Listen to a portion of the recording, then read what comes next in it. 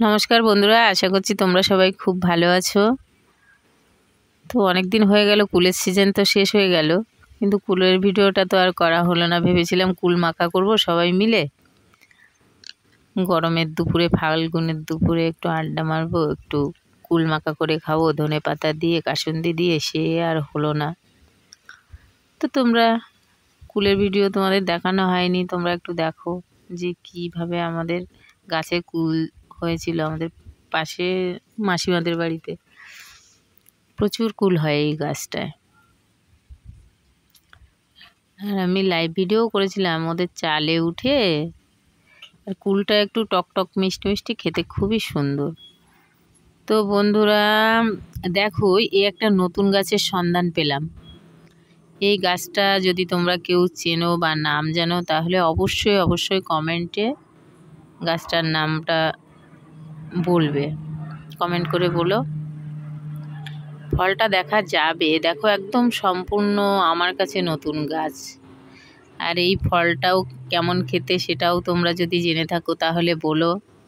আমি তো পরে বলবোই, কিন্তু এখন আমি বলবো না। এই গাছটা সম্পূর্ণ যেহেতু আমার কাছে নতুন, আমি একটা বাড়িতে গেছিলাম বেড়াতে, সেখানে গিয়ে দেখলাম ওই গাছটা। তো তোমরা কমেন্ট করে অবশ্যই বলো জেনে থাকলে। আর এই গাছটাও আমি লাইভে দেখেছিলাম, আগেও দেখিয়েছি। গরমের কিছু টক ফল, যেগুলো খেলে আমাদের শরীরে প্রচণ্ড জলের অভাব মেটায়,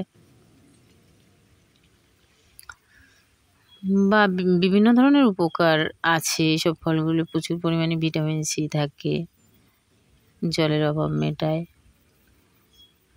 তো যাই হোক, এই ফলগুলো, টক ফলগুলো খেলে গরমটাও কমে যায়। এই যে এখন হয়েছে নল ফল, এর ভিডিও তো তোমরা আগেই দেখেছো। এখন এগুলো রিসেন্ট হয়েছে, সেই জন্য আবার একটু ভিডিওতে নিয়ে দেখালাম। দেখো প্রচুর পরিমাণে হয়েছে। আর এই সময় এই ফলটা একবার হয়, আবার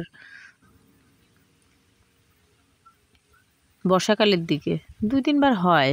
12 মাসই হতে থাকে এই ফলগুলো।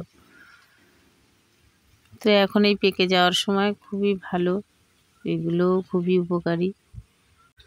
তো যাই হোক বন্ধুরা, আমার আজকের ভিডিওটা এই পর্যন্তই। তোমরা সবাই ভালো থেকো, টাটা।